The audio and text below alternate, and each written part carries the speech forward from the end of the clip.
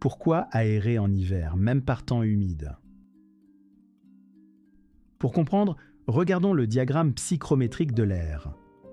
Celui-ci représente l'humidité relative de l'air en fonction de sa température et de son humidité absolue, c'est-à-dire la quantité de vapeur d'eau que l'air contient réellement.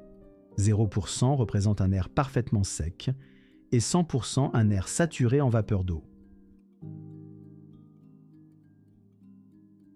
Prenons le cas d'un air intérieur à une température de 20 degrés et une humidité relative de 70%. Repérons ce point sur le graphique. Cet air présente une humidité relative trop importante. Il faut donc faire diminuer la quantité de vapeur d'eau présente afin que son humidité relative retombe dans un intervalle idéal se situant entre 40 et 60%. Une solution consiste à aérer son logement en ouvrant ses fenêtres.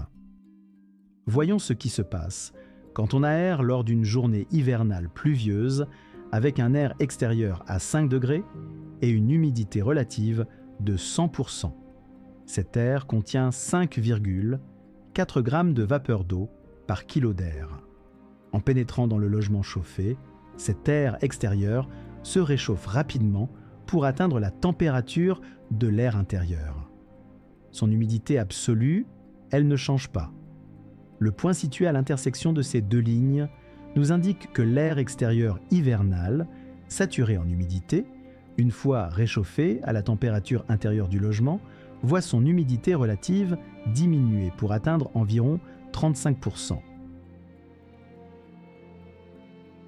Cet air extérieur réchauffé, à environ 35% d'humidité relative, va se mélanger à l'air intérieur trop humide, et ainsi faire baisser l'humidité relative du logement dans l'intervalle idéal de 40 à 60%, créant ainsi un environnement intérieur confortable et sain.